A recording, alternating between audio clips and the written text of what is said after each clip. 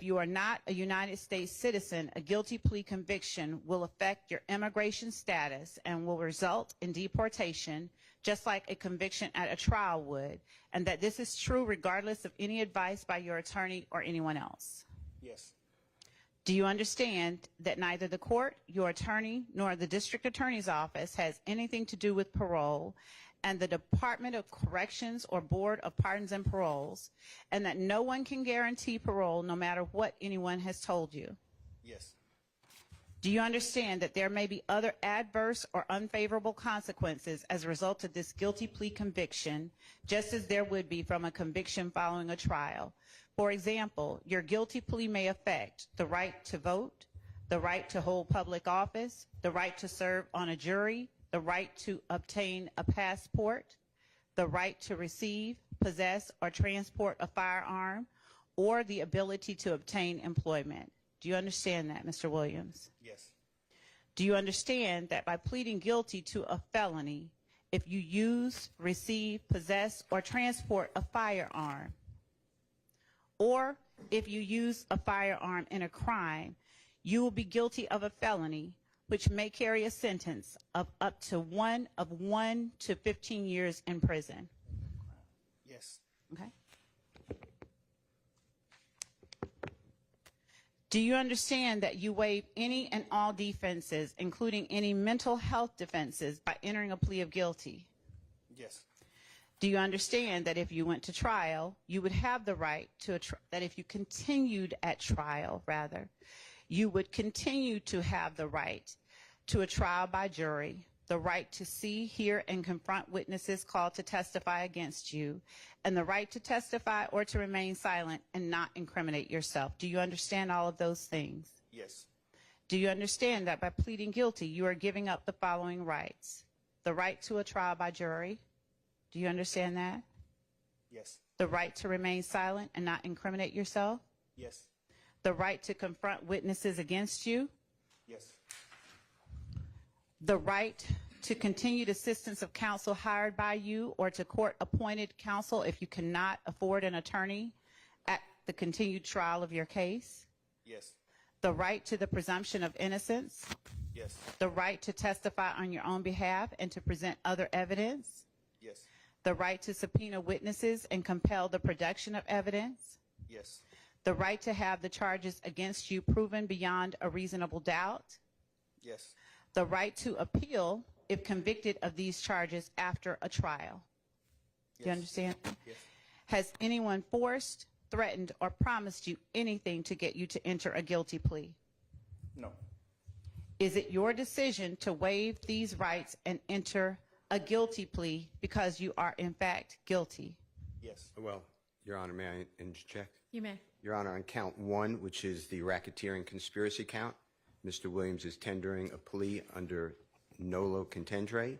As to count 56, which is participation in a criminal street gang activity as being a leader or a supervisor or organizer, Mr. Williams is also tendering a plea to this honorable court under nolo contendere. The balance of the count, so he is tendering a guilty plea. Your Honor, Yes, ma'am. would the court like to hear from the state or not? About the NOLO issues? Yes, yes. Sure. Your Honor, the state asked that the court not accept a NOLO plea and require either a guilty plea or a not guilty plea as to these charges. All right. I'm going to permit a NOLO plea as to counts 1 and 56. All right. Mr. Williams, as to count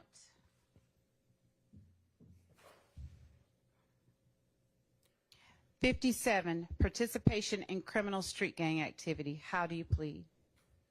I plead guilty. As to count 58, violation of the Georgia Controlled Substances Act, how do you plead? Guilty. As to count 59, violation of the Georgia Controlled Substances Act, how do you plead? Guilty. As to count 60, violation of the Georgia Controlled Substances Act, how do you plead? Guilty. As to count 61, possession of a firearm during the commission of a felony, how do you plead? Guilty. And as to count 1, conspiracy to violate the Racketeer Influenced and Corrupt Organizations Act, how do you plead? Nolo. As to count 56, participation in criminal street gang activity under the leadership charge, how do you plead? Nolo. I think you didn't ask about count 62. As to count, thank you, Your Honor. As to count 62, possession of a machine gun, how do you plead? Guilty.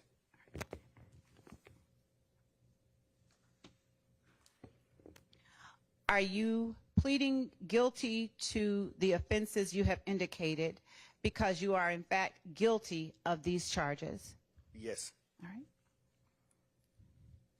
Are your guilty pleas and your NOLO pleas freely and voluntarily given with the full knowledge of the charges against you? Yes. Do you understand that you may have only a limited right to appeal this guilty plea conviction? Yes. Do you understand that you have only 4 years from today's date for a felony charge, and 12 months from today's date you don't have a misdemeanor charge, but to file a habeas corpus petition challenging the voluntariness and constitutionality of this guilty plea? Yes. Your Honor, also, do you... You have my- 30 days from today to file a direct appeal from this guilty plea, and until the end of this term of court to file a motion seeking to withdraw the guilty plea, which does not mean it would be granted, but that's the time period, okay? What's a direct appeal? Well, you can talk to your attorneys more about it, but it would be up to one of the, like the Court of Appeals, I think is where this one would go. Those are just the time periods. And Your Honor, the state, in addition to the sentence we are asking that the court to impose, Okay. we would also be asking the court to require or to forfeit, have defendant forfeit all of the property that has been seized and that is currently being held, that was found or recovered or taken from his home after it was searched on May 9th. Do you have any kind of list of what that property is? I mean, I'm not familiar with what was seized. And, Your Honor, we're We not do, agreeing. and that- Oh, I know, I mean, I assume y'all aren't agreeing to anything. We're not but agreeing you would to- present it as a negotiated plea. We're not. But we do have a list of the All right. property items. Do you have it where available right now? Yes. Actually, would the court permit us to send it electronically? Sure, Because that's fine. And then if that is not imposed as a condition, is it just get litigated as like any forfeiture matter? Yeah, it would be litigated later s- on, yes. It's a civil separate filing Okay. in this court. It's not related to the criminal All right. case. It's related case, but it's unrelated. Understood. And we are sending that to Your Honor Thank you. at this time. And as it relates to the conditions of a conviction under 1615-4, Your Honor, we would ask, or as part of the sentence, defendant would be required to adhere to the requirements, the sentencing requirements of the gang statute, which at least in part require that he not associate with any gang members whatsoever. And I can read the rest of that into the record if the court requires, or I can continue with the factual basis. All right, and let me ask you, because I know that at least while y'all were negotiating, one of the things that I guess was being negotiated was some exception for, I think, somebody that is contractually obligated on his record label. Is that something that the state would still be in agreement to? No, Your Honor. Okay. All right, go ahead. All right. Your Honor, as part of the requirements of 1615-4, Yes. defendant would, one moment, Your Honor. Under 1615-4, in addition to any other penalty provided by the code section, all sentences imposed under the code section shall require as a special condition of the sentence that the person sentenced shall not knowingly Hold have... on just a tad, because there's a court reporter taking it down. When we start reading, we read really fast. So go ahead. This code section shall require, as a special condition of the sentence, that the person sentenced shall not knowingly have contact of any kind or character with any other member or associate of a criminal street gang, shall not participate in any criminal gang activity, and in cases involving a victim, shall not knowingly have contact of any kind or character with any such victim or any member of any such victim's family or household. So that is, and we've listed in our indictment the victims of the crimes, the overt acts that have been committed, and under the basic conspiracy law, those are the victims that we are naming. Your Honor, as this case has been tried and would continue to be tried until the state completed its case in chief, the evidence has shown that the defendant,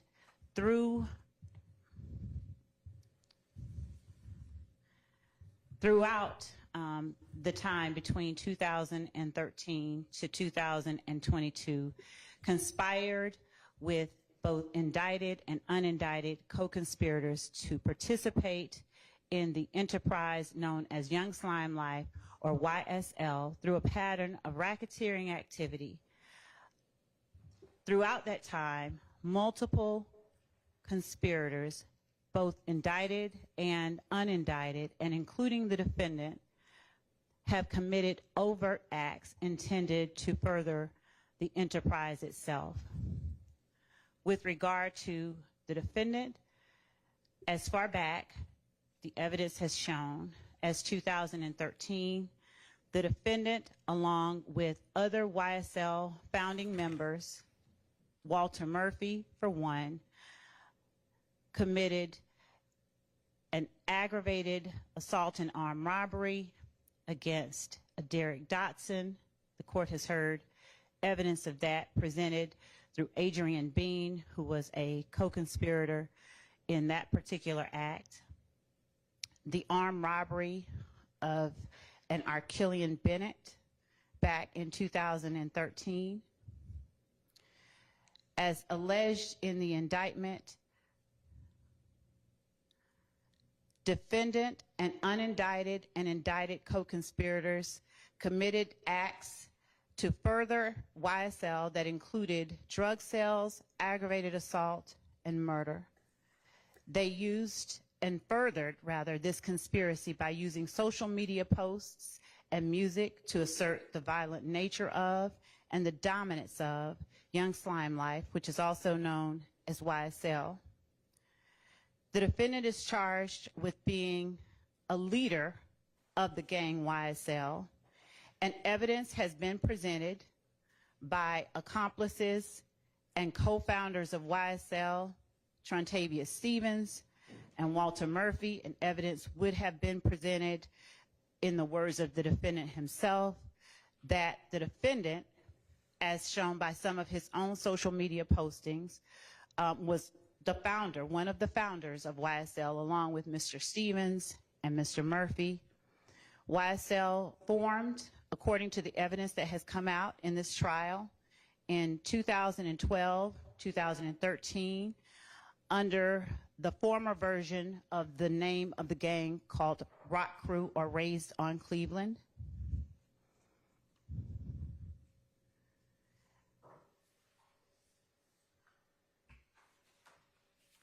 The court has heard evidence of the 2014 and 2015 incidents that have involved conflicts between YSL members and IF gang members, that included someone shooting the window of Mr. Williams' car, and armed individuals rushing outside during shootings at Club Crucial to ensure Mr. Williams' safety, shootings at a place called the Dugout where armed individuals rushed to ensure Mr. Williams' safety, shootings at Mr. Kelvin Watts, committed by members of YSL, communication with members of YSL after those incidents, and ultimately the murder of Donovan Thomas at the hands of members of YSL. The evidence has shown and will show that on January 10th of 2015, members of YSL drove a car rented by the defendant, a gray Infiniti, and drove past Mr. Thomas as he stood outside of a barber shop congregating with friends, and unloaded an array of bullets on Mr. Thomas, hitting him, his Chevrolet Tahoe, and 2 other persons in the process. Mr. Thomas died from those bullets.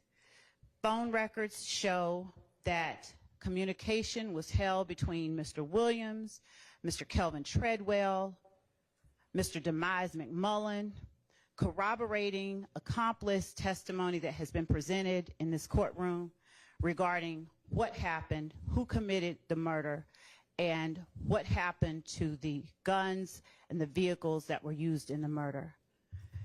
After the murder of Donovan Thomas Jr., the members of YSL responsible for the murder and members of YSL who were not responsible for the murder congregated at Mr. Williams' condominium called the Sky House, and they all made plans and later either drove or flew down to Miami. Prior factual acknowledgments by members of YSL include that Mr. Williams gave each of the persons who accompanied him to Miami money to lay low as they left the city following the murder of Mr. Thomas. The evidence has shown the ensuing conflict that occurred after Mr. Thomas was killed. It has shown shootings at Mr. Rashawn Bennett's home, shootings at Mr. Darren Mills' mother's home, and I said Mr. Rashawn Bennett's mother's home. Shootings unrelated to the conflict with members of If Gang, of a Lil Wayne tour bus. That shooting followed the confronting by Atlanta Police Department of members of YSL that drove to the compound where Lil Wayne was making an appearance, and who drove there with the intent to disrupt and cause harm and to shoot up Lil Wayne's tour bus. Lil Wayne was another artist with whom Mr. Williams was having conflict, according to the testimony that had been presented. Mr. Williams had come out at that time with a mixtape that carried the name of an album that Mr. Carter was set to release and was not able to because his label would not allow that to happen. That caused a contractual or the threat of a lawsuit. It caused Mr. Williams angst. He posted about it. He said derogatory things about the persons who were threatening him with the lawsuit. And as a result, he had to rename his mixtape to something different than what he initially intended. The person who ultimately was convicted of shooting that tour bus up, Jimmy Winfrey, is a person that I believe that recordings have come in regarding jail phone calls, rather, from Mr. Winfrey and members of YSL regarding communication about getting a lawyer. Following the shootings that occurred in 2015, music, social media postings, and other overt acts were committed by Mr. Williams and other members of YSL, taunting members of groups that they considered opposition to YSL, posting of threats of violence by members of YSL against those people. Specifically, the music, Your Honor, contained lyrics such as the following.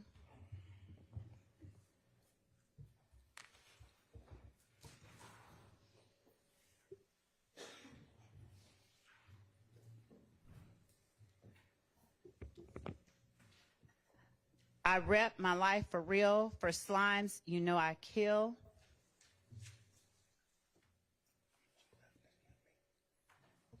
I shoot at your mammy, need to stand down. I up my stamina, take it to trial, get an appeal, take it to trial. Pay for that casket, that's just if we whack 'em. YSL slimy and shady, watch me whack that bitch, pop 'em like assist, Glock with the assist.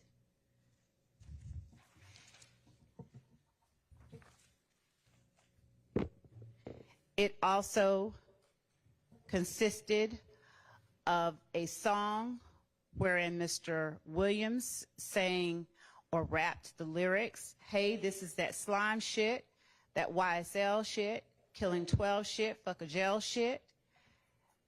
I'm in the VIP, I got the pistol on my hip, fuck the police. You praying that you live, I'm praying that I hit, this that slime shit. 100 rounds in a Tahoe, I'm prepared to take them down. Got banana clips for all these ends acting monkey. This is that slime shit, this is that mob shit. Fuck the judge, YSL, this that mob life.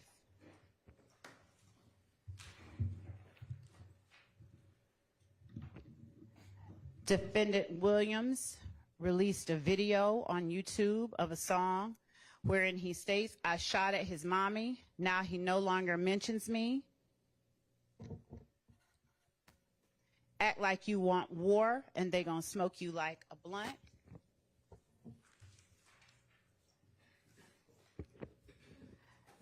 Another song, I escaped every one of the licks because I was supposed to be rich. I don't care nothing about a cop. I'm just telling you how it is. I done did the robbing, I done did the jacking, now I'm full rapping. Gave the lawyer close to $2 million, he handles all the killing. We don't speak about shit on wax, it's all my business. We know to kill the biggest cats of all kittens.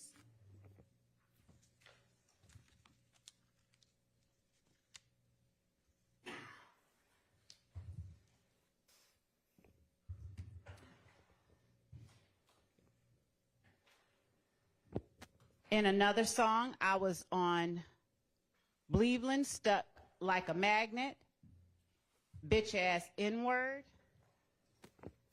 pay for that casket, that's just if we whack 'em.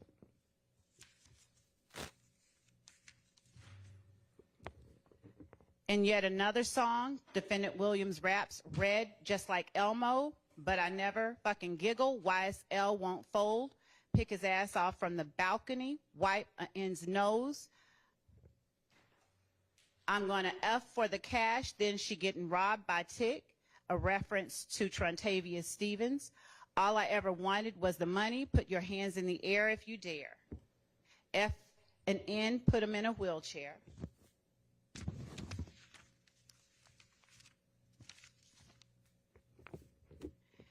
And even later on, Mr. Williams, and I believe that this was in 2019, made a post to YFN Lucci or Rayshawn Bennett. If I ain't like what you do for your mother and kids, I would have been killed you.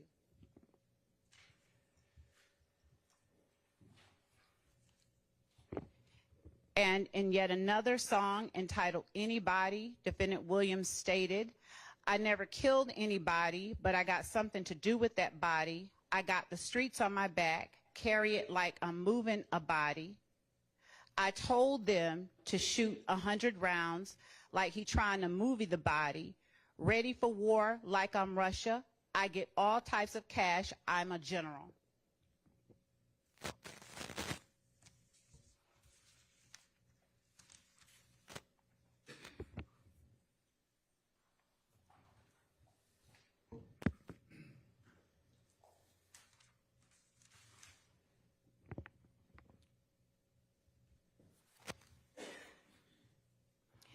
As Mr. Williams' prominence in the music industry rose, his ascension within or in leadership in the gang YSL became more apparent as he rapped and talked about the crimes that YSL co-conspirators and members committed and how he got away with robberies.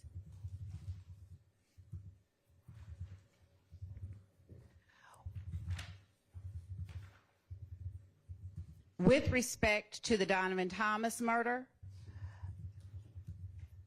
the court has heard evidence through phone records that within 6 minutes of the shooting of Donovan Thomas Jr., a phone call was made from Demise McMullen's cell phone to defendant Williams' phone.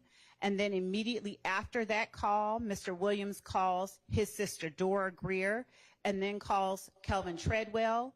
There's then a series of calls between Dora Greer and Treadwell, and then Treadwell calls Demise McMullen or Nard.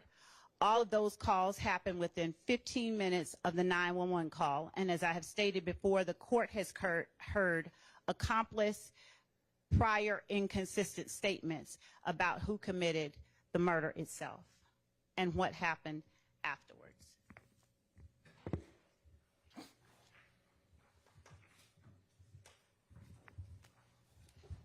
The conflict between YSL and members of IF Gang continued into 2019, wherein Mr. Williams raps the lyrics that I referred to earlier. In May 2019, a YSL member shot multiple times at a vehicle owned by Rayshawn Bennett, a black and red Mercedes-Benz G-Wagon. At the time was being driven by a Milton Howard Jr. It was after that incident, later in August 2019, that defendant Williams posted on his page the language, YFN, if I ain't like what you do for your mother and kids, I would have been killed you. The post was then deleted from his account. Through text messages of a co-conspirator, Marquavius Huey, there was communication between Mr. Huey and Mr. Williams, both in January and in September of 2020. On January 19th, 2020, Mr. Williams sent a flyer to Marquavius Huey with the performance location of Rayshawn Bennett, or YFN Lucci. And when he sent that, he sent it with the message, "Handle that tonight, SLAT, S-L-A-T-T. Mr. Huey responded, SLAT, S-L-A-T-T. On September 2nd, 2020, Mr. Huey sent a flyer to Mr. Williams with another performance location of YFN Lucci, and Mr. Williams responded, SLATty, that is S-L-A-T-T-Y, handle and stay very low.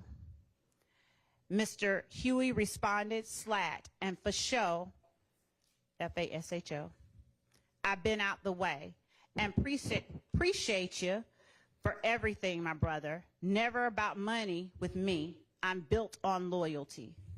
Mr. Williams responded, SLAT, handle that. I got you. Through text messages and on a separate occasion, Mr. Huey said and conveyed to Mr. Williams that he would sit down for any one of them, and I believe that to be a reference of going to jail. When Mr. Bennett was not killed in 2022, Jaden Myrick sought permission from defendant Williams to stab Mr. Bennett while Mr. Bennett resided with Mr. Myrick at the jail. Mr. Myrick reached out to co-indictee Khalif Adams, who reached out to co-indictee Demikion Garlington to get permission from Mr. Williams. Demikion Garlington was also involved in the back and forth shootings back in 2015.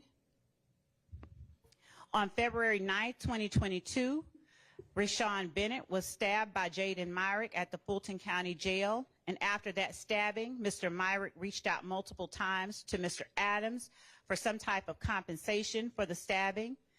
Mr. Adams reached out to Mr. Garlington about the payment for the completion.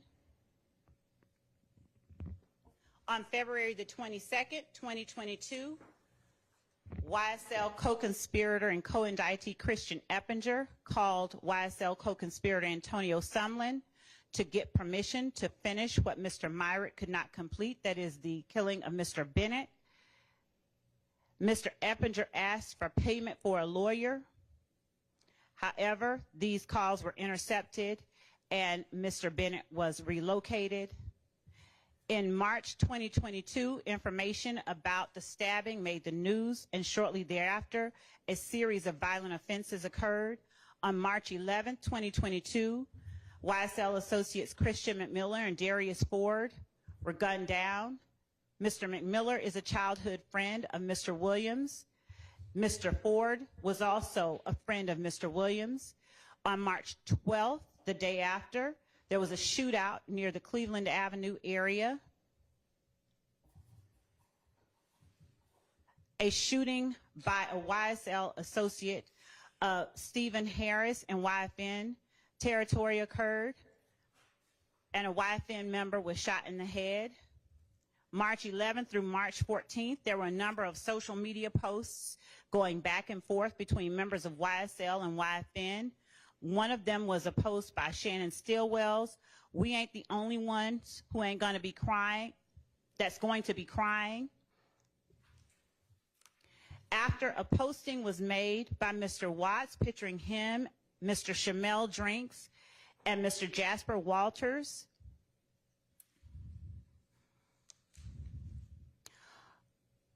on March 14th, 2022, after YSL members spotted Mr. Drinks at a gas station, Mr. Drinks was gunned down as he drove away from the gas station and waited at a red light. Later, Mr. Stillwell, Mr. Nichols, Mr. Garlington, and Mr.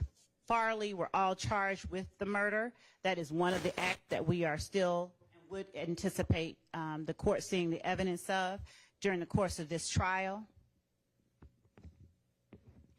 After grand jury warrants were issued after this indictment for Mr. Williams and 27 other co-conspirators, following searches of phones, wiretaps, and other information that led police to understand the role that Mr. Williams played in the YSL street gang and enterprise. Mr. Williams' home, he was arrested at his home and a search warrant was executed inside his home. While at his home, a sale amounts of illegal narcotics, including those that he is charged with in this indictment, was found. Also found was the machine gun with which the defendant has been charged in this indictment.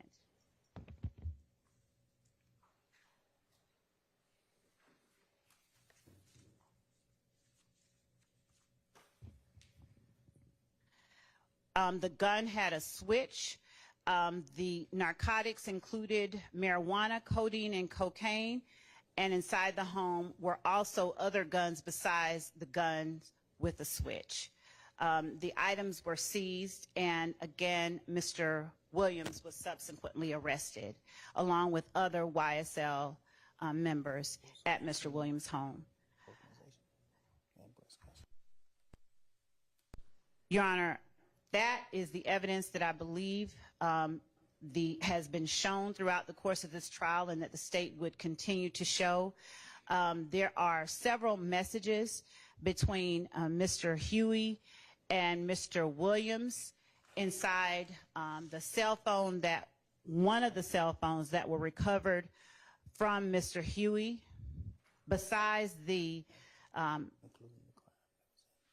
messages about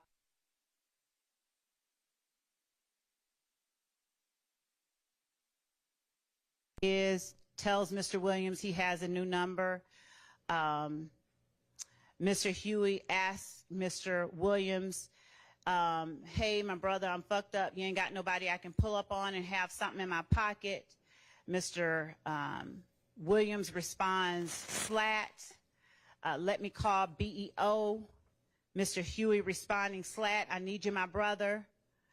Mr. Huey saying, asking whether or not a lawyer was going to go and talk to another YSL associate, asking Mr. Williams to send him some money to pay his lawyer off. Mr. Williams asking Mr. Huey, who had been accused of armed robbery, what did he want? Mr. Huey responded with a number. Mr. Williams responded, Slat. After Mr. Williams stole a star ring from one of the victims in the indictment, he asked Mr. Williams, do you have a star ring? Mr. Williams said, yes. Mr. Huey said, Slat, you can't cash out me $500 so I can make a payment to my lawyer. Mr. Williams responded, Slat. Mr. Huey sent him his phone number. Mr. Williams assured him through his responses, Slat, that he would take care of them. Throughout Mr. Huey's phone, you see messages of this nature between Mr. Huey and Mr. Williams.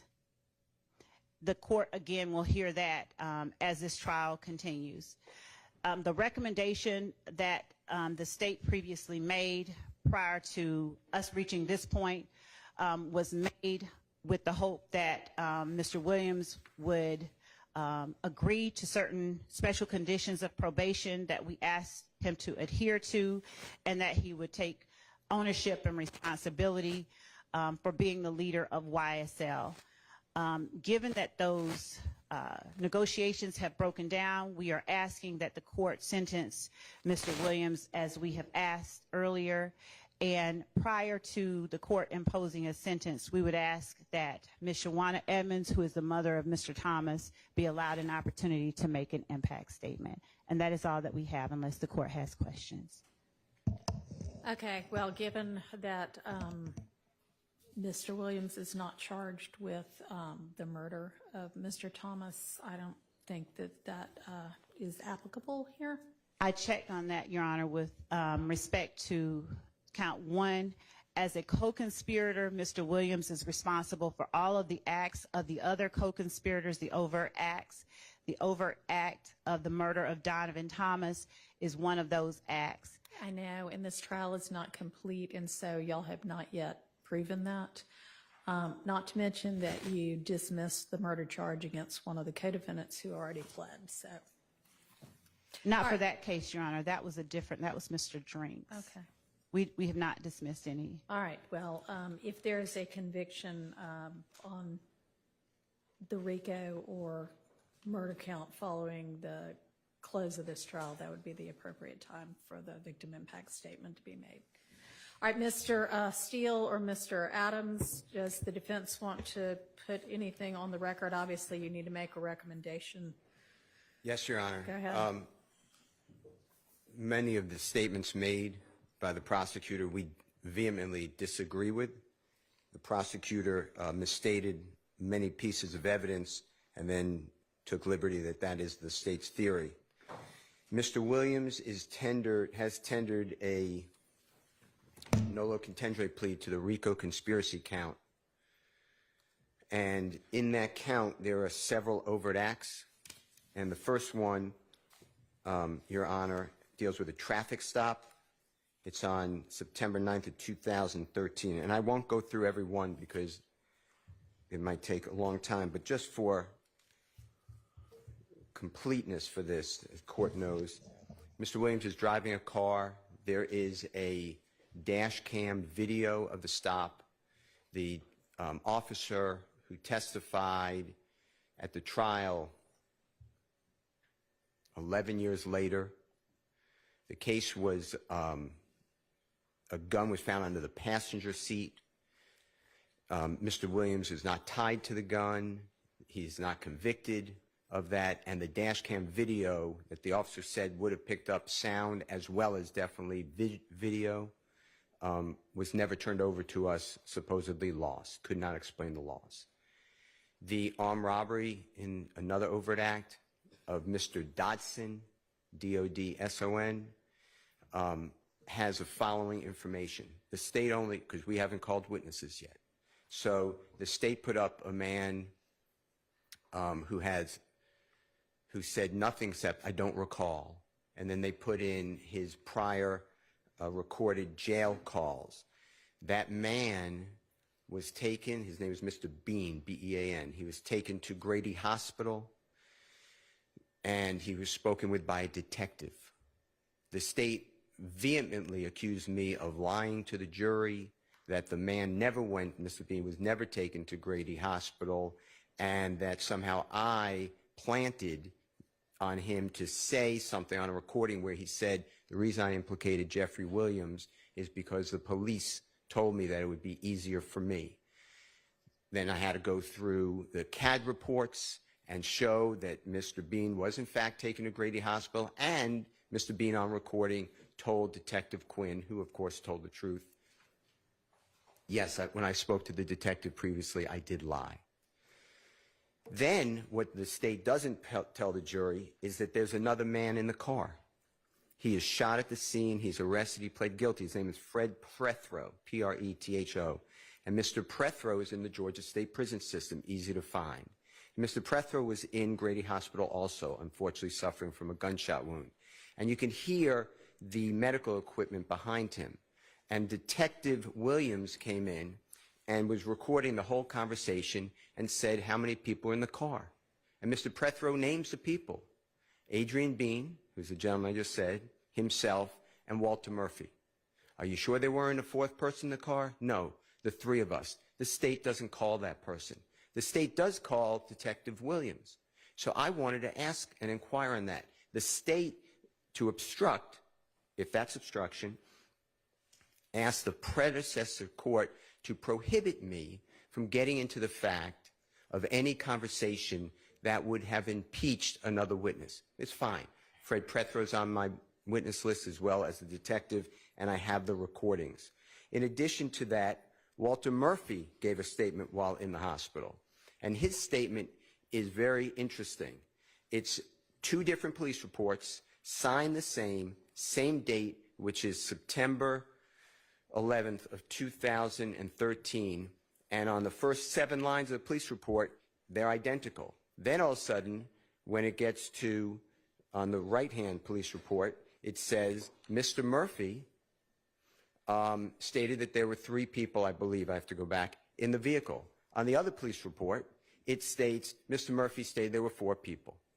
There's no reason that they should be different. They're both signed the same. The state doesn't call that officer at all. I tried to ask Mr. Murphy about it. The state objects, and the predecessor judge sustained the objection. Mr. Williams was not involved in the Mr. Dodson. Miss Bennett, that was Mother's Day, May 12, 2013.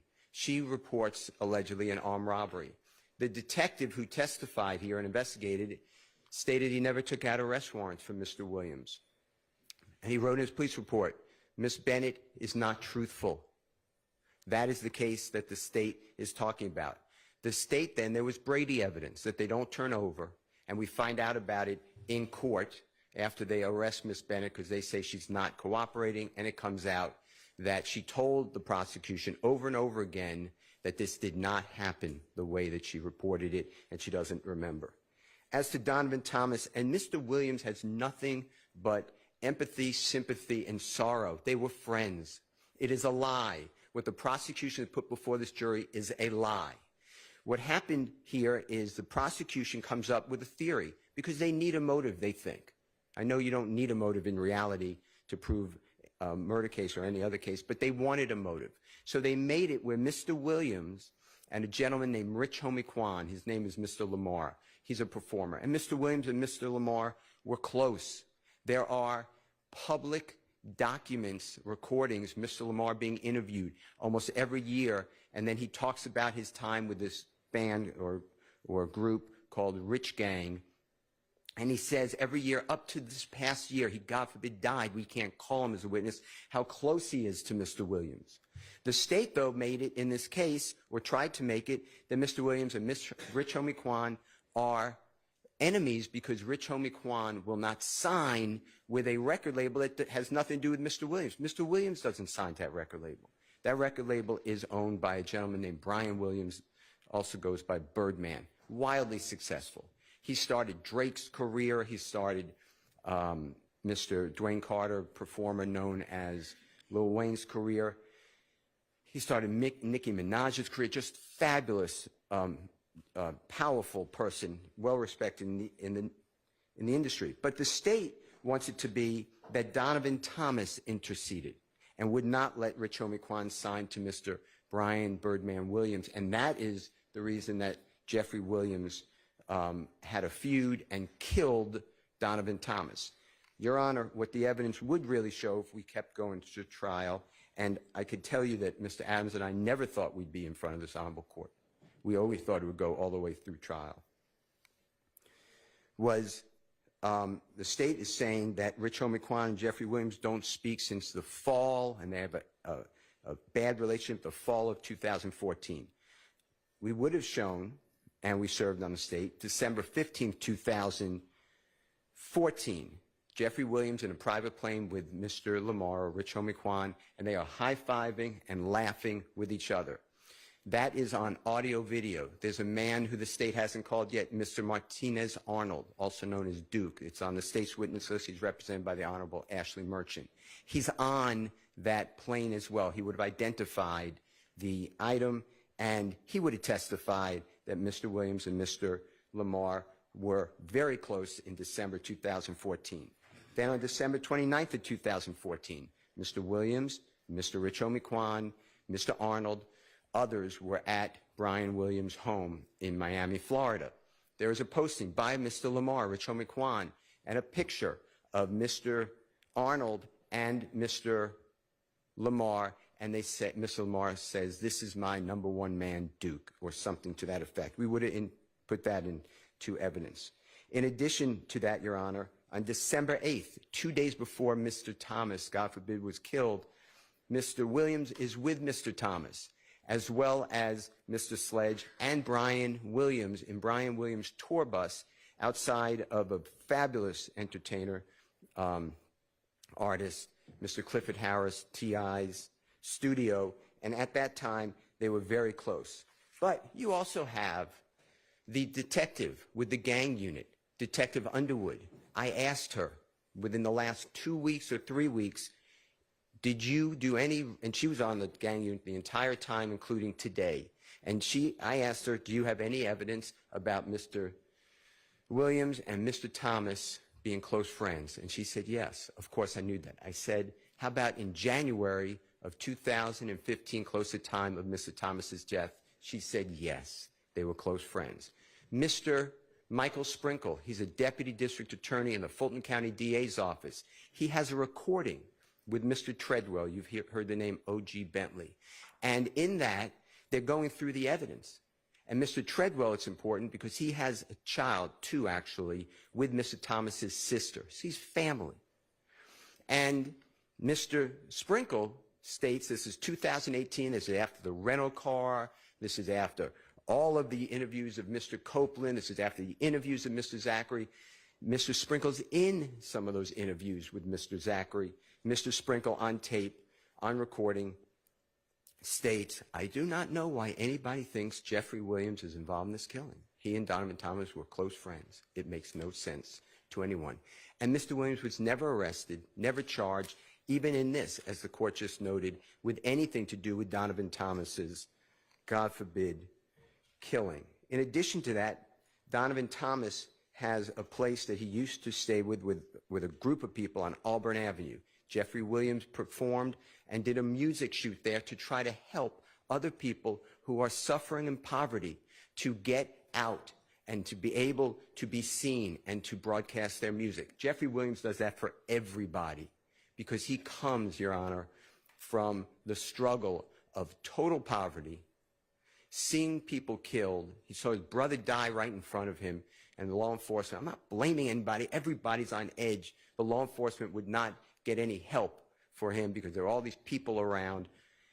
It is just what Mr. Williams has gone through is wrong for everyone. It's not just Mr. Williams, it's that whole community. But he's trying to get people out of poverty and out of that community. I have been with Mr. Williams, where we have gone to speak with children together, and he tells them, don't be a rapper. Be like Brian, be a lawyer, keep in school. He tells his children, get your education. His family, his whole being, Your Honor, is trying to break the chains of poverty for others, and it has been spun in this courtroom with false statements and allegations against Mr. Williams at every turn. In addition to that, Your Honor, the state talks about the fact that Mr. Williams takes people to Miami. You would have heard evidence if we went forward. I put all these people on my witness list. Not one person on my witness list has been interviewed by law enforcement or the prosecution. They have investigated this case for 15 years. They haven't interviewed all these people. That Sprinter van that you heard about, that was already booked days before. Going to Miami, Florida, Mr. Williams and Mr. Brian Birdman Williams, they did a video shoot for a music video. If anybody would have gone further with the expert for the state, they would have seen that Mr. Williams' cell phone does not contact any of the co-defendants that are named here in Miami, and Mr. Williams stays at a separate location than any of those persons. He would always take people who can't afford it on airplanes, on buses, on tours, to his concerts. He let everyone go because, Your Honor, they never left that area. He wanted to show people you have an opportunity. The world is big. Mr. Williams gave jobs to everybody who'd want to work. He'd give them jobs and security, and I'm not insulting them.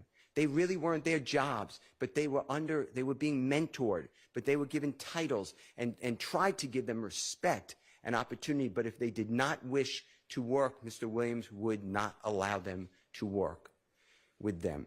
This has all been turned on its head by the state.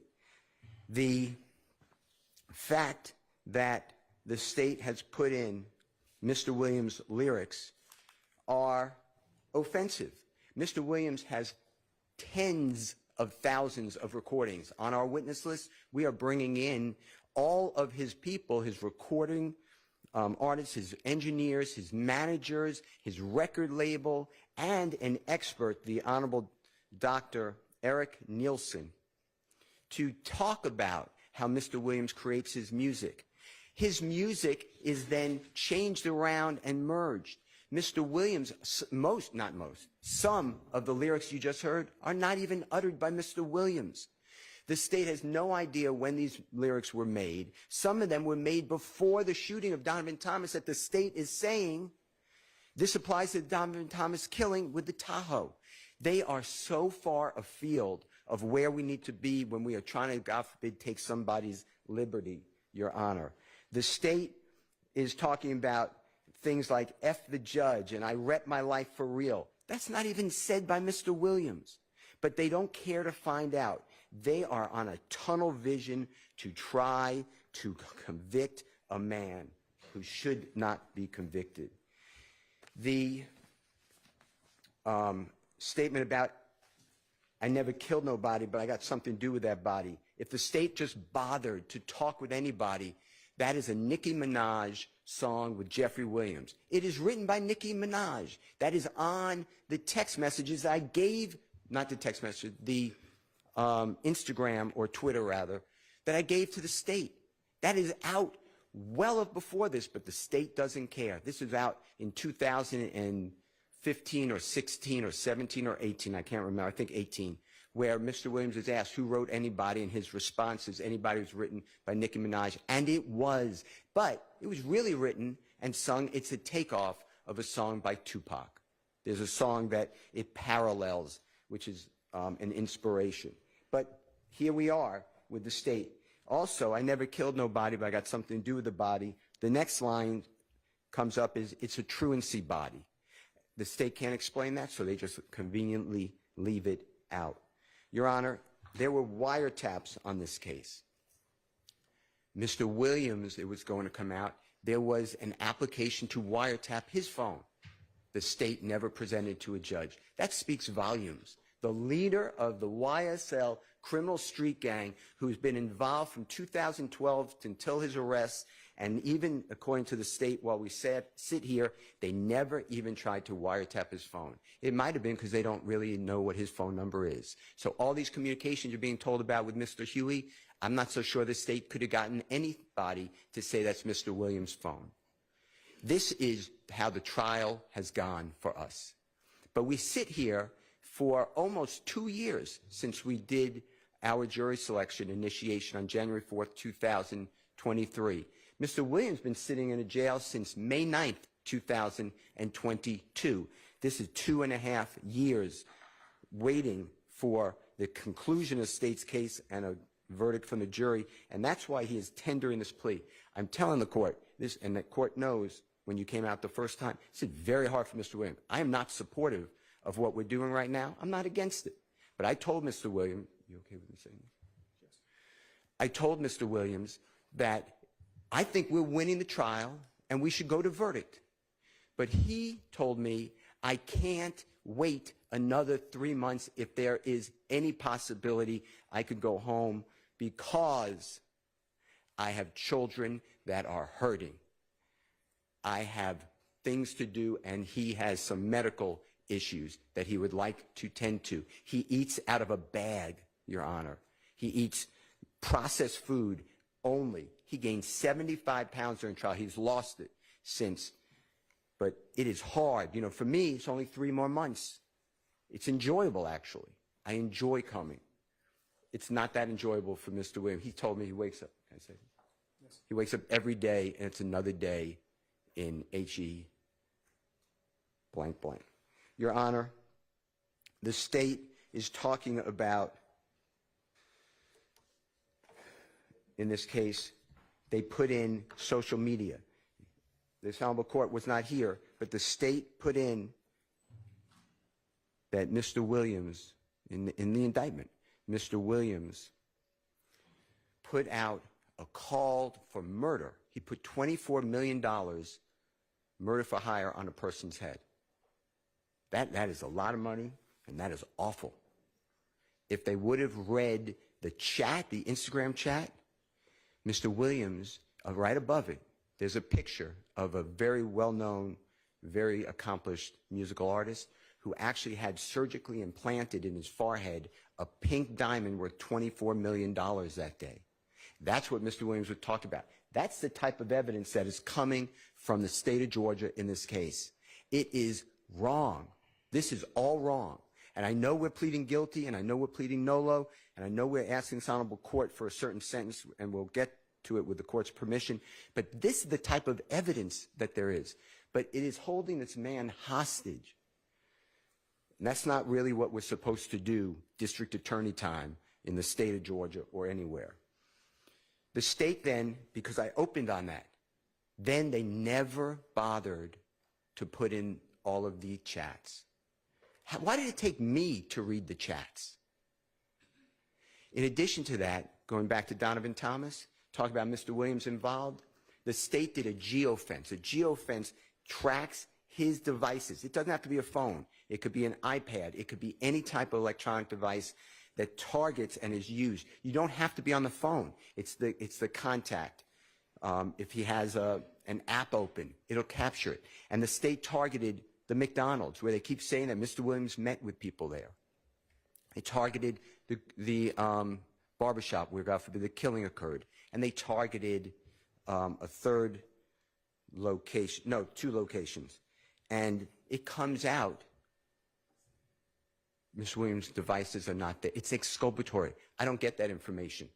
I got that because I interviewed Lieutenant Crabtree, and the results can't be found, according to prosecution. I did a motion for that. They just can't find it. That is great evidence for Mr. Williams. It would have also shown clearly that when he does go down from his house after getting this call that I'll talk about from Demise McMullen, he's not with these other people.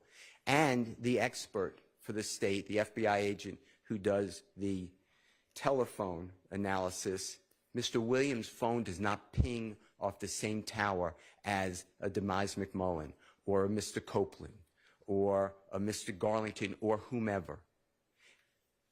The state of Georgia has misrepresented for 2 years in front of this jury. They have hidden evidence. They have violated Brady. They have falsely accused Mr. Williams. Your Honor, saying that Mr. Williams gets that call 7 minutes after, the state said 6, it was 7 minutes after the killing of Donovan Thomas from Demise McMullen. Mr. Williams was already out of his home. Mr. Demise McMullen's calling Mr. Williams. He's not even there. He's going down to meet with Mr. Kelvin Treadwell, also known as O.G. Bentley. O.G. Bentley was supposed to go to Miami, Florida. They were talking about this deal. And Mr. Williams, that day, he was given another contract.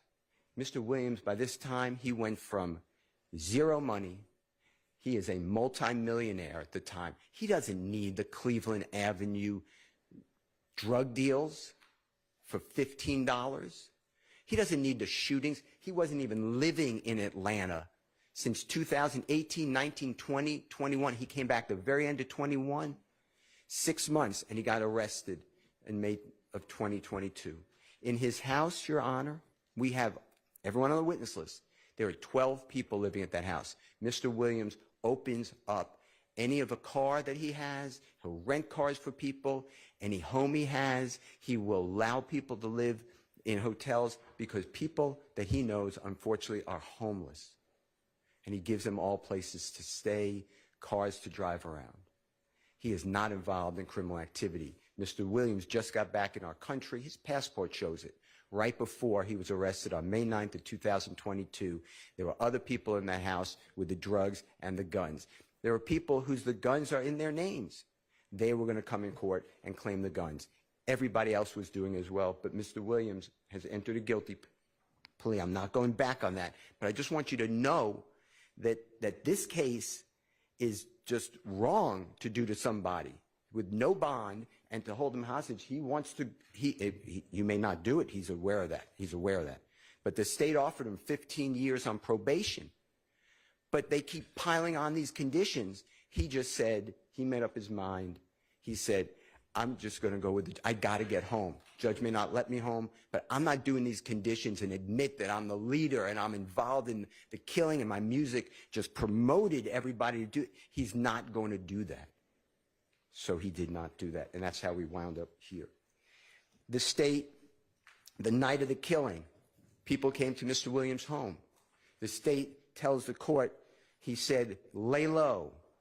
What they don't tell you is right after that, he gave money to Mr.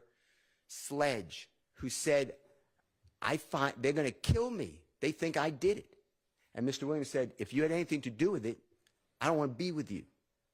And Mr. Sledge said, I just need a hotel room with my children and my bride or my significant other to get to. And Mr. Williams said, be safe, lay low. That's the lay low. In addition to that, Mr. Williams told Mr. Copeland, Mr. Copeland's with the police.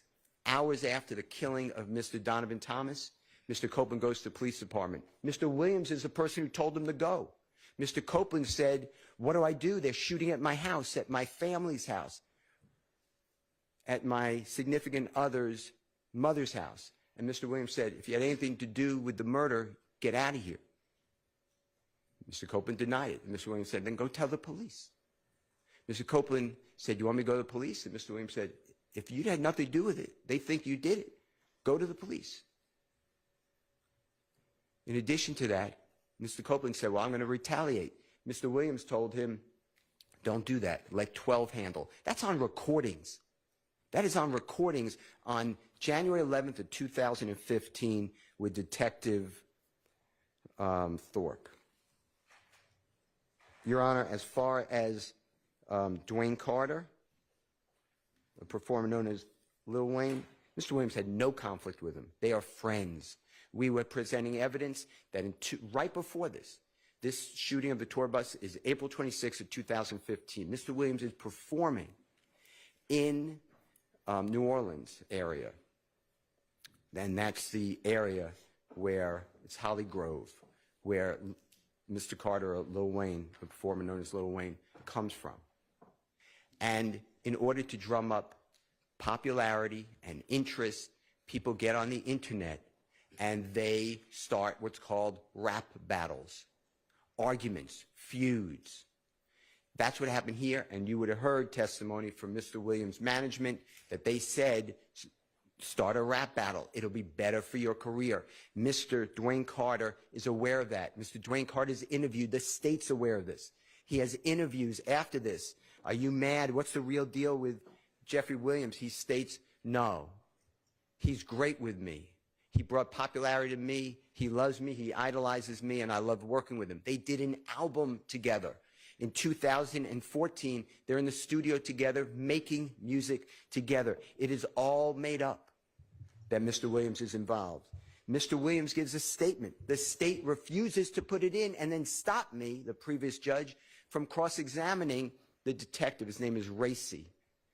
He met with Mr. Williams in the DeKalb County Jail on the 15th day of July 2015. Mr. Williams is arrested that day. And there's a long interview.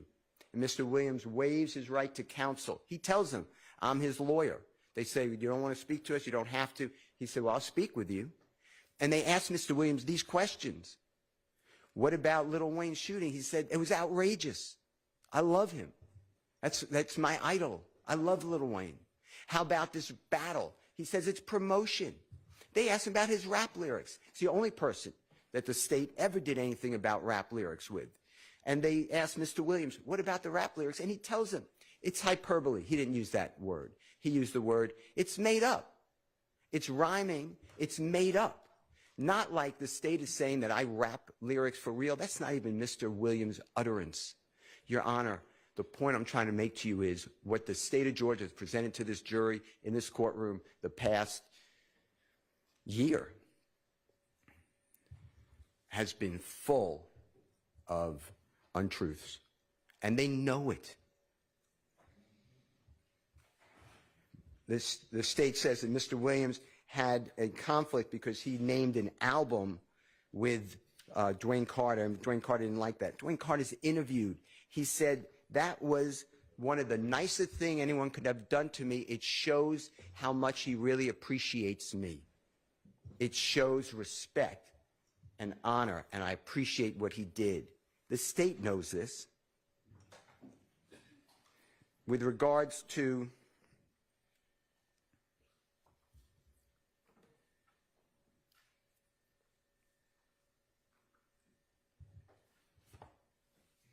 Jimmy Winfrey,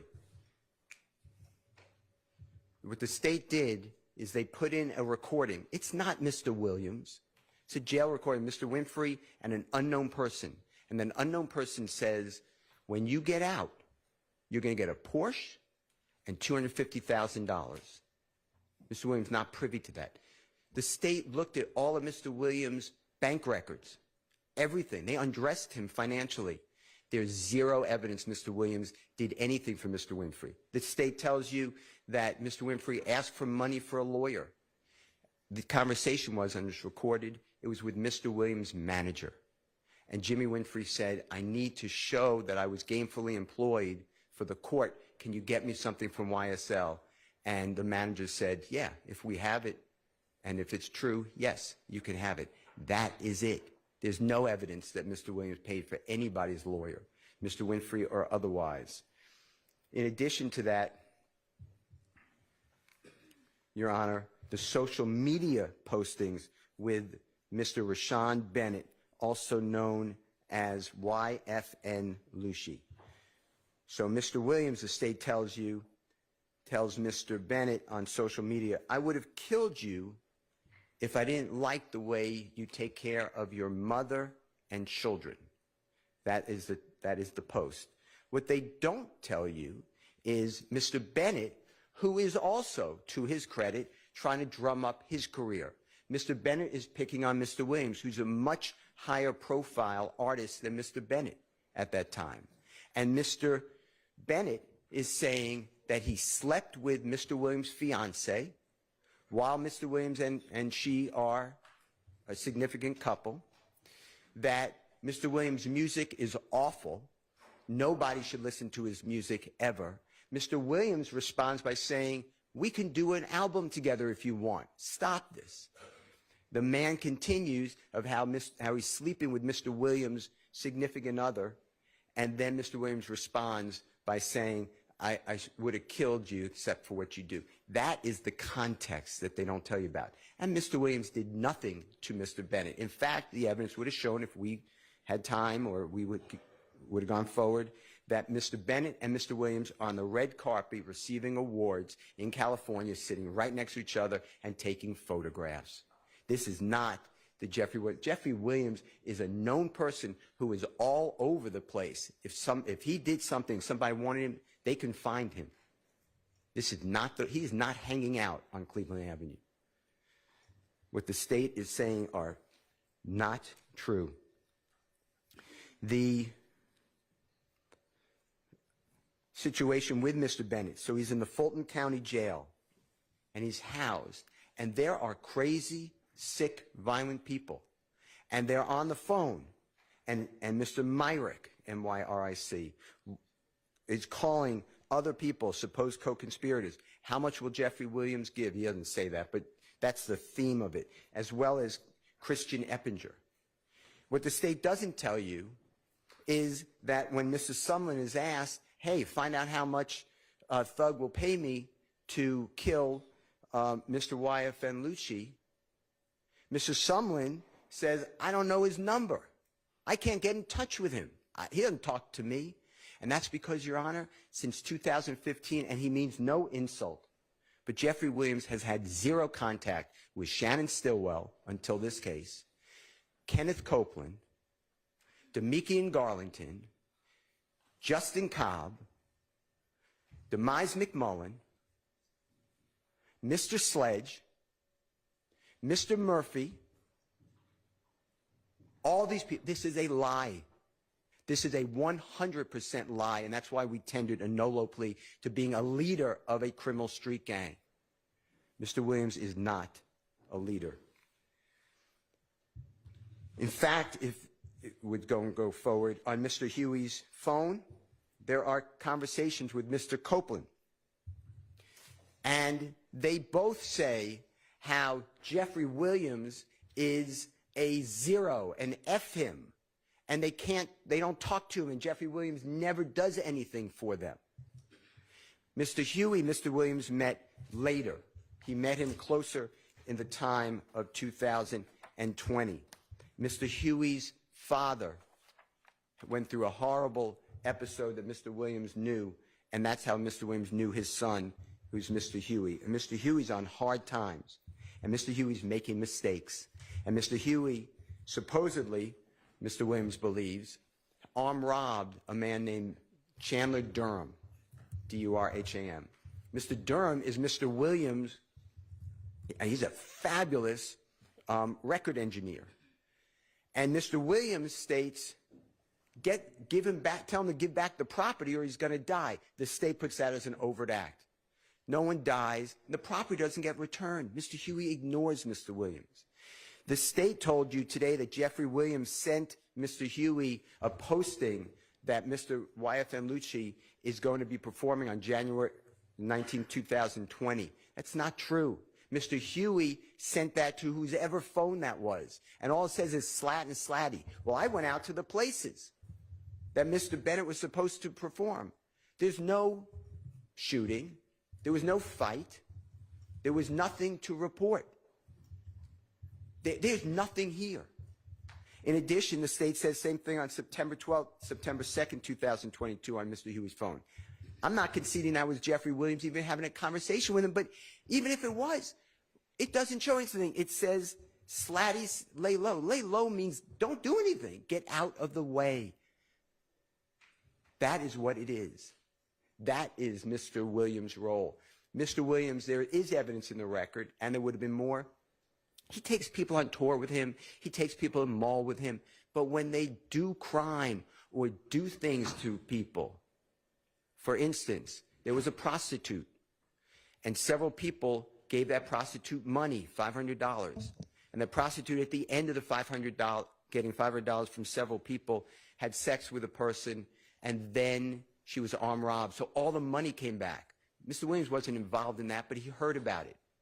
He made those people find the prostitute and repaid her every dime. People stole from stores that Mr. Williams found about. He went to the stores and he repaid all that. He didn't steal anything. He doesn't need to steal anything. Your Honor, Mr. Williams stands with Elton John. Elton John called Mr. Williams the next coming of John Lennon. Mr. Williams is unbelievable talent. He's not just a rap artist. In fact, when he's interviewed in 2017, he gives a statement and he says, I had to learn rap. He grew up in a house learning other forms of music. He likes all music. But rap hit in his community. And his community raised him. They supported him. They came out to him. They made him get into establishments. And once the establishment saw all the people come out, he got more establishments. And then he went out of that little area in Atlanta to other parts of Georgia and then to all the neighboring states and throughout our country. And he has performed on every continent but one. He has performed in front of being the headliner, 300,000 people at one time. He has a real life and career. He is not the leader, and he is not worried about buying jewelry that is stolen. Mr. Williams is actually innocent. I'm not trying to corrupt our plea. That's his plea, and he's entitled to it, and he wants it, and he embraces it. But to me, this is a wrongful prosecution. This is outrageous.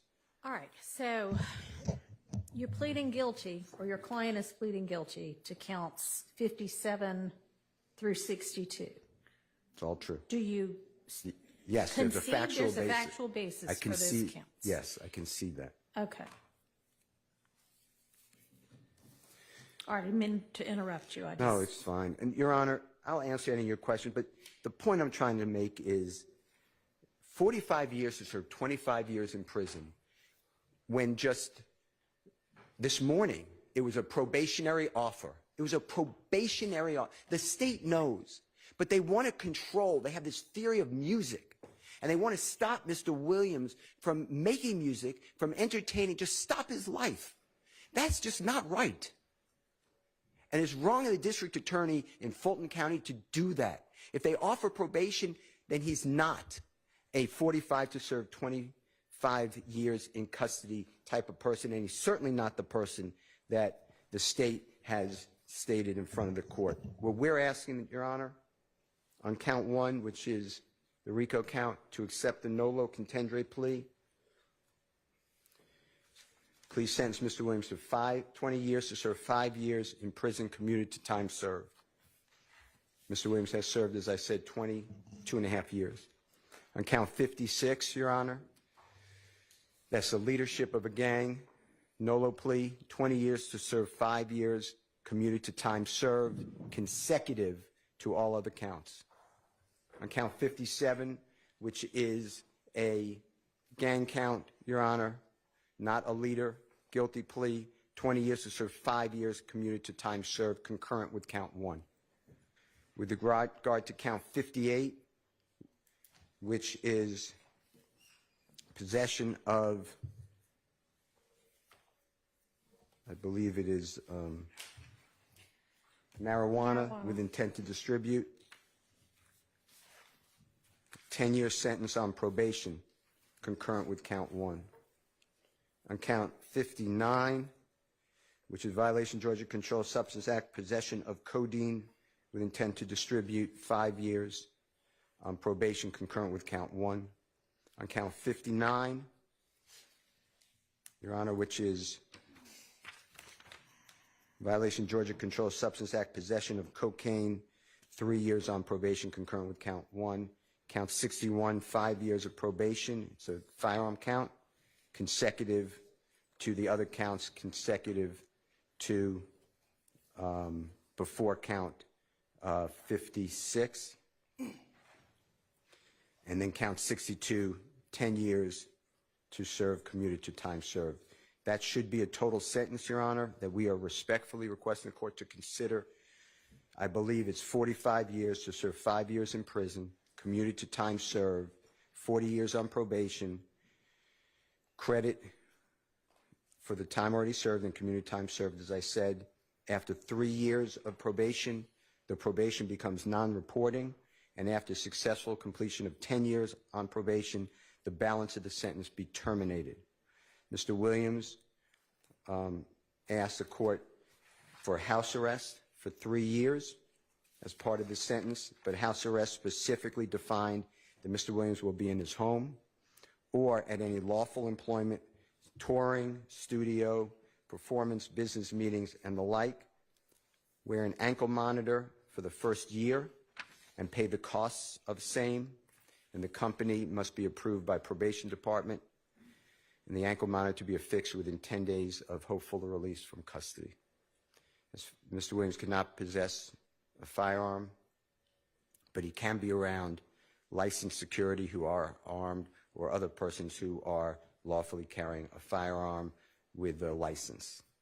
And that would be knowingly for Mr. Williams. Mr. Williams can transfer probation outside the state of Georgia. He has residences in the state of California. He has studios in the state of California. Mr. Williams be allowed to travel throughout our country and the world for lawful work-related industries. Mr. Williams wants to perform. He's going to do this anyway, Your Honor, but we made it part of the sentence. At least one concert each year at a venue, if they'll have him over holding 10,000 people, if that is workable for the venue and Mr. Williams' management, and he is going to donate all of the profits that he makes to a 501c3 charity.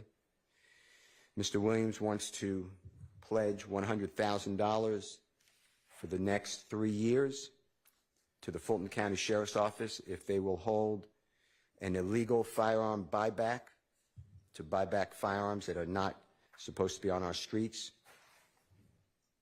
Mr. Williams does not wish to go near the Cleveland Avenue area, not to insult that area at all, but it is just not a good idea under this circumstance.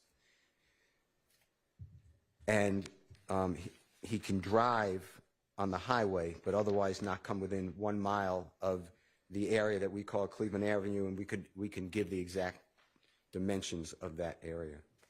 Mr. Williams must perform 100 hours of community service per year for the next 3 years as designated by probation department. Mr. Williams can associate, and this was agreed to previously, with people who are convicted felon or alleged gang members solely for lawful purpose of making music. All right, I see Ms. Love shaking her head, and I think it's fair to establish that until the entirety of the negotiations were agreed to, it was all up in the air. Sure. That may have been something y'all had already hammered out, but it wasn't. It's not anything they're bound to. Absolutely. Fair. Okay. I agree with that. Mr. Williams can have no contact with any of the supposed victims, and there was an Exhibit A attached to the state's proposed plea agreement, negotiated plea agreement that was sent to you, so we adopt that Exhibit A, but we can give it to the court if you need those names. And Mr. Williams have no contact with any of the co-defendants in this indictment, with the exception of Mr. Quantavious Greer, that is his biological brother, as well as Mr. Sergio Kitchens. He's a phenomenal artist. He goes performer known as Gunna, G-U-N-N-A. Mr. Williams and Mr. Kitchens are contractually obligated, and they frequently perform music together. Your Honor, any other conditions that this honorable court deems appropriate? I want to thank the court for all your time. Always, I want to thank Ms. Percival for everything she has done. I want to thank Mr. Williams for allowing me to stand with him. I really never thought we would be here, but this is his decision. I want to thank the Honorable Keith Adams, who may want to speak, Your Honor, but I can never imagine a better lawyer than Keith Adams. Mr. Adams, do you want to add anything to the record? Your Honor, I don't know that there's really much to add. Mr. Steele has represented to the court, I think fully and thoroughly, the breadth of our knowledge of the case, Mr. Williams's background. I think the court has not just heard it from Mr. Steele, but has had the opportunity to sit here and hear some of the evidence and kind of get a feel. You've had a chance also to observe Mr. Williams and then get a feel for him, his background, and so forth. You know, the only thing I can say about Mr. Williams that hasn't been said is that he comes from an area. You might have heard throughout the course of the trial that there was an album, a concert tour. We came from nothing. And that is true. Mr. Williams came from, you know, I hate to use the word abject poverty, but that really is the case. Came from an area where there was a significant amount of crime, where, as you've heard, he's had tragedy in his life and has observed tragedy in his life, and he has gone through a good bit. He has been involved in a lot, but he has raised himself up. He has done the best he could and has done phenomenally well, and is, I think, an inspiration to a lot of people from that community who look to him and see the success that he has gained and have been fully supportive of him. But he finds himself here. He's in front of you. He is tendering this plea because he accepts responsibility.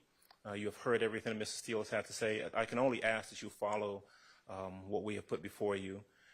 You also have, I believe, the paperwork that was given to you by the state, which kind of gives you some idea of what they were looking for as well in terms of conditions on Mr. Williams if we were to have reached some sort of agreement. And we ask that if you feel that there is anything within the state's proposal that might be appropriate in terms of the sentence for Mr. Williams, that the court please feel free to do that. There is nothing that he puts himself before the court. And I think 2.5 years sitting, going through this process, challenging the process, but now standing before you and asking that you consider everything and sentence him appropriately in the way that we've requested, I'd simply ask you, I'd join Mr. Steele and Mr. Williams in asking you to do the same. And I thank you as well, as Mr. Steele did, for your patience with us and for bringing some order to the proceedings that candidly was needed. So that's all I have to say. I thank you again, and I ask you to consider everything that's been put before you. All right, Mr. Williams, is there anything that you want to say? Yes, ma'am.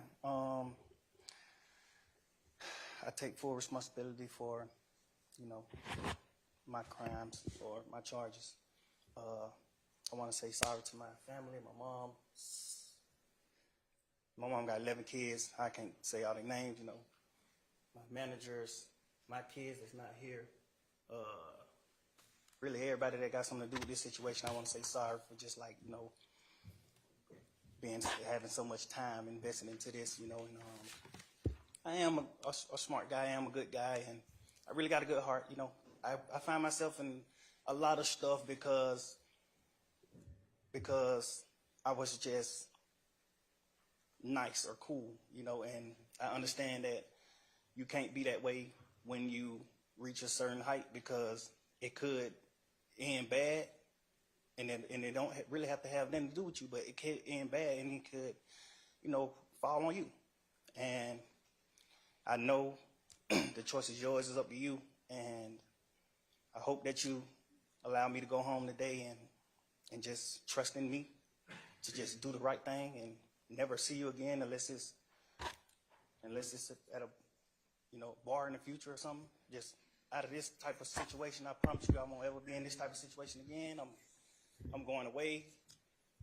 I've learned from my mistakes. You know, I come from nothing and I've made something, and I didn't take full advantage of it. I'm sorry. Through these last 2.5 years of my life, you are really, truly, honestly, the best thing that has happened to me, because you made everything fair for me and everybody involved on both sides, you know. I'm sorry to the sheriff, you know, everybody, for just having to put extra time in. I know y'all got paid more money, but I'm sorry for y'all having to put this extra time in to be away from y'all family, you know, and I just hope that you find it in your heart to allow me to go home and be with my family and just do better as a person. I know what I bring to the table. I know what I am. I know the heights I've reached. I know the impact I got on people, period, in the community, you know, all people. I learned that late, like these past 2 or 3 years of my life. I kind of learned that late, and maybe it was because I was, you know, probably on drugs or anything, I don't know, but I have came to my senses and I understand what I mean to this world. But I am a good guy, you know. I don't mind doing stuff like, you know, like free shows, and I always did that, you know. I did free shows and gave it to single parents, millions of dollars. You know, I made $1.8 million on a free show, and I gave it all to single parent charity. And I did like 2 or 3 shows that made like $700,000 a piece, and I gave it to the breast cancer organization. Like, you know, I do things. Like, I put millions of dollars back into my community for real. I really did. I did more than anybody ever did from my side, you know. But I understand, you know, rap lyrics. I understand how it could be twisted. I understand what it could do to the mind of people. I understand all that, and I promise you I'm 100% changing that, you know. It's just, I'm older, I'm grown now, you know, and it's just like, I'm smarter. It's more things to rap about. Like, I've experienced a lot of good things. I experienced more bad things, but I experienced a lot of good things too. And anyway, I can go forever. Well, I appreciate it. And I appreciate that you do realize how much of an impact you have on people. I mean, it's past your neighborhood. It's worldwide, especially young people. And having come up from where you came up from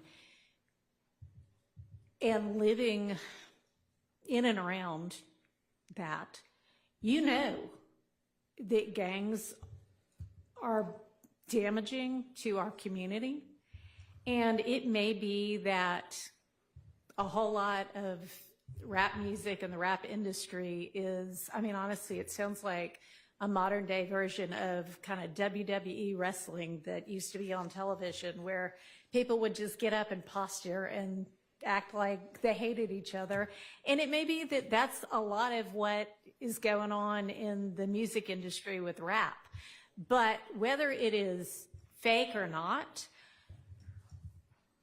it has tremendous impact on kids and young people who think, this is cool, this is what I want to do, look at him, he's a millionaire, I can do that by being, you know, a gangster in the streets. And that's not true. What you're likely to have happen to you if you're a gangster in the streets is you get shot, you get killed, or you get thrown in prison. And those are, you know, by far the most likely outcomes. And, you know, you've been in here watching the trial, and you've seen the pictures of Mr. Ryan posing with a gun as big as he is at 15 years old and going out and shooting and killing another teenager. And that's what gangs do, and that's unfortunately a lot of what rap music does.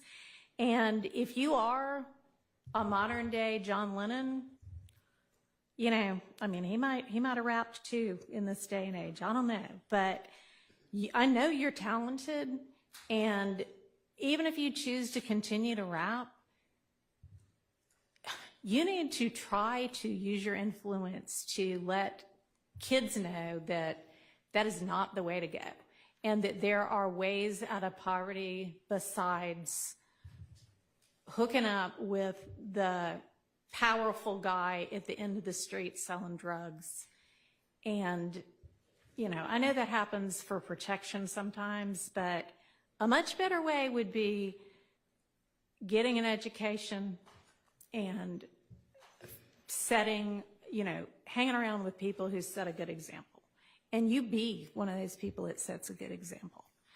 I mean, all right, so that's my high horse on that. I could also go on. But I want you to try to be more of the solution and less of the problem. All right? All right, so it is not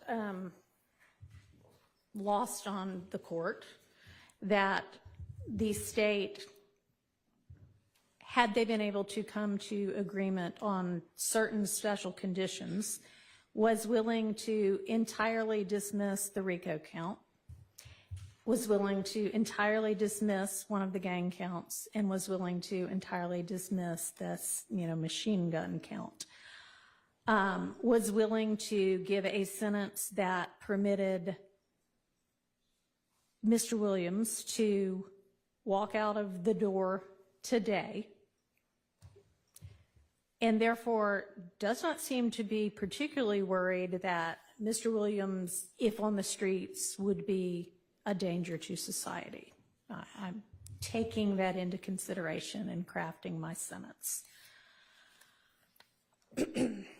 And in permitting a NOLO plea to the Rico count and one of the two gang counts, I would not be permitting the NOLO to the one if you were not pleading guilty to at least one of them.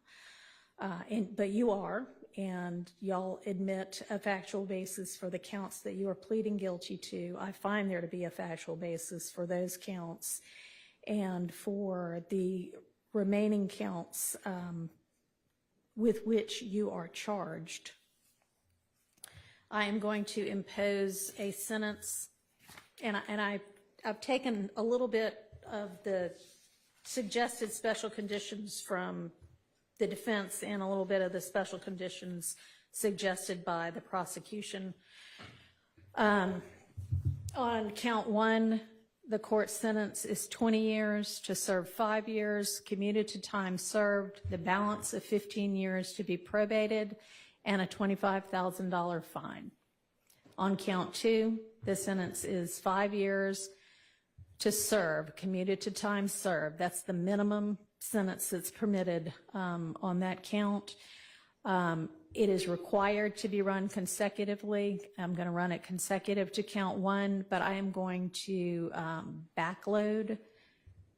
Oh, I'm sorry, that is not commuted. That is 5 years to serve, and it's going to be run consecutively to count one, backloaded, by which I mean after you serve your 15 years of probation. If you have been successful on that probation, and I sincerely hope that you are, then at the end of that 15 years, I will commute the entire rest of any service portion of your sentence to time served.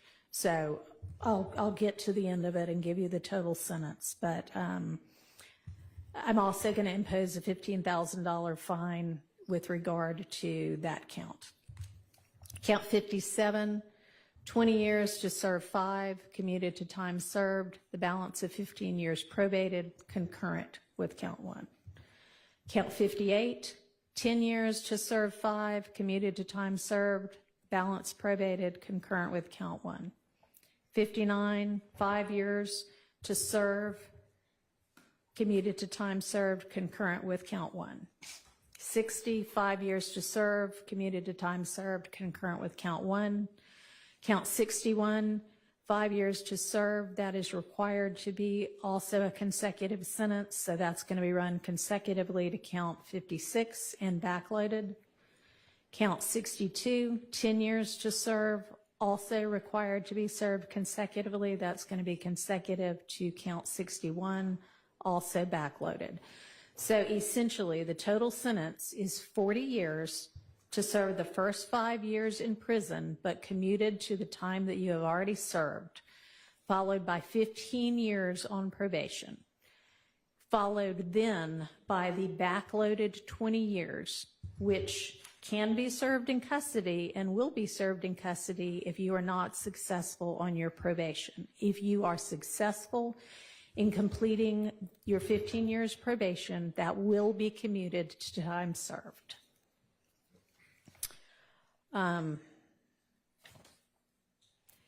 You are to remain on reporting status for the first half of your probation, active reporting for the first 7.5 years of your probation, and that is pursuant to OCGA 17-10-1, subsection 2A. And Mr. Steele and Mr. Adams, in order to keep him on reporting status, there needs to be good cause shown. We all concede that good cause is shown here? Stipulate. All right, I appreciate that. Special conditions of your probation. What good cause? What do they mean? Can I have a second, Your Honor? Sure.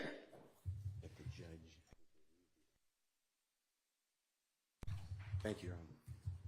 All right. You had enough time to talk with your attorneys? Yes. Okay. All right, special conditions of your probation. After 48 hours from your release, you are to stay away from the metro Atlanta area, and that's defined by the U.S. Census Bureau. It may change, but you can look that up anytime to figure out what that is. For the first 10 years of your probation, subject to the following exceptions, you are permitted to be in the metro Atlanta area to attend any wedding, funeral, or graduation from high school, college, or graduate school of any of your immediate family members. And immediate family members is defined the same way that you all were contemplating it when you were negotiating. You can get here up to 24 hours prior to any such event, and you need to leave within 48 hours after any such event. In addition, during each year of your probation, I'm going to require that you come to the metro Atlanta area and make a live anti-gang and anti-gun violence presentation 4 times a year, each year of your probation, at a grade school, a middle school, a boys or girls club, anything like that, that type of group. And if you want to, that presentation can include a benefit concert, and these presentations may count towards your required community service hours, which I'm going to impose, that during each year of your probation, you perform 100 hours of community service. You are, and this is required by the fact that there's a gang conviction. You shall not knowingly have contact of any kind or character with any other member or associate of any criminal street gang. Exception to that, if your brother is a member of any street gang, I hope you talk him into getting out of it. Quantavious Greer, and then also Sergio Kitchens, as long as you are contractually obligated to him. That is going to include anybody who is named in this indictment, except as absolutely necessary to conduct the lawful business of your musical career, and to any extent that the state is not agreeing to the exception for Mr. Kitchens. In the event that that part is not enforceable because it is only a portion of a special condition, going to provide that that be severable from the rest of this, and I'll put some case cites in the Senate sheet for that. You are in no way to promote any criminal street gang or any criminal street gang activity, including on any social media platform. You are not to utilize any hand signs, terminology, or language that promotes any criminal street gang. You are not to participate in any criminal street gang activity. You are not to knowingly engage in any contact with any of the victims that are listed in this indictment or with any of their family members. And you may not have in your possession or with arm's reach any kind of a firearm because you're going to be a convicted felon. and that is, except I know that you have security and you need security, you can be within arm's reach of a firearm that is in the possession of either licensed law enforcement or licensed security personnel that are in your security detail or anybody that you're performing with. You are to submit to random drug screens and not use any drugs unless they are prescribed for you by a licensed physician. You are to execute a Fourth Amendment waiver that will permit the search of your person, residence, vehicles, and electronics for any firearms, any criminal street gang paraphernalia, or any illicit drugs. And as I mentioned with regard to one of the first of your co-defendants from this trial, at least since I've been involved, to plead guilty, our Uniform Superior Court rules instruct and provide that it is absolutely proper for a judge to grant leniency in sentencing when, quote, the interests of the public and the effective administration of criminal justice are served, unquote. And I think that this plea is in the interest of the public and in the interest of effective administration of justice. Have been trying to ensure that to the extent I can, this trial also abides by that. It's been challenging at certain times. I find your plea to be freely, knowingly, intelligently, and voluntarily entered with an understanding of the consequences, and I accept it as such. I also need to inform you that your attorneys were going to represent you through either the last day of this term of court or 30 days from now, whichever is later, and any of the filings that were mentioned that need to be filed within that time, they would file on your behalf unless they are permitted to withdraw from representing you before that time. I am not going to impose the conditions suggested by your counsel about the benefit concerts and the donations to the sheriff's office, but I certainly strongly encourage you to do those things and to do and continue to do things that benefit your community and especially help young people to stay out of criminal trouble. And unless there is anything from counsel other than that. I have one matter, Your Honor. Okay, and does the state as well? Your Honor, with regards to Mr. Williams being permitted to come to the Metro Atlanta area or Cleveland Avenue area for funeral or the other items, Right. can you also consider